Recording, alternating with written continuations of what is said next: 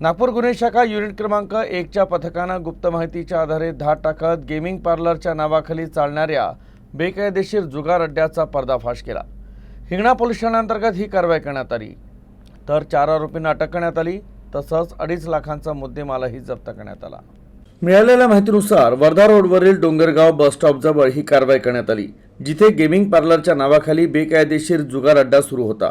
या कारवाई दरम्यान अटक केलेल्या आरोपींमध्ये शेख अखिल, शेख बशीर, आसिफ शेख उर्फ सोनू हबीब शेख, मंगेश भाजीपाले आणि सचिन रगडे यांचा समावेश आहे। पोलिसांनी घटनास्थळावरून 7 इलेक्ट्रॉनिक गेमिंग मशीन जप्त करत रोख रकमेसह 2.5 लाखांचा मुद्देमाल जप्त केला।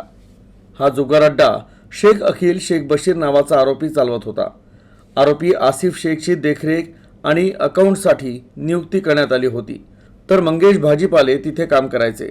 सचिन रगडेला गेमिंग मशीनवर बेटिंग करताना रंगेहात अटक करण्यात आली। या 4ही आरोपींविरुद्ध हिंगणा पोलीस ठाण्यात गुन्हा दाखल करण्यात आला आहे, तर पुढील कारवाई करता त्यांना हिंगणा पोलिसांच्या ताब्यात देण्यात आला आहे। आपण ज्यावेळेस डोंगरगाव बस स्टॉपजवळ डोंगरगाव येथील मयांक ऑनलाईन लॉटरी आणि व्हिडिओ गेम पार्लर या ठिकाणी जाऊन छापा टाकला, तर त्यामध्ये एक 7 इलेक्ट्रॉनिक गेमिंग मशीन होत्या। त्या मशीनवरती 1 ते 8 आकडे होते।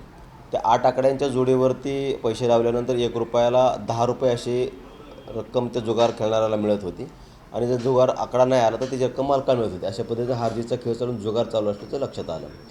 त्या ठिकाणी हा जुगार जो चालवत आहे त्याचं नाव आहे अखिल शेख बशीर शेख, राहणार काटोलचा।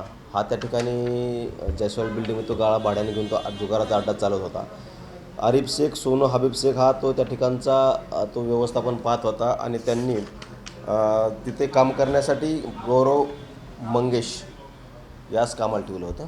आणि एक जुगार खेळणारा इसम चंद्रपूर येथील त्या ठिकाणी जुगार खेळताना मिळून आलेला आहे। एकंदरीत कारवाईमध्ये आपण संपूर्ण जुगार अड्ड्यामधील ज्या 7 इलेक्ट्रॉनिक गेमिंग मशीन आहेत, ज्यांना कुठलाही परवाना नाही, अशा 7 गेमिंग मशीन जप्त केल्या आहेत।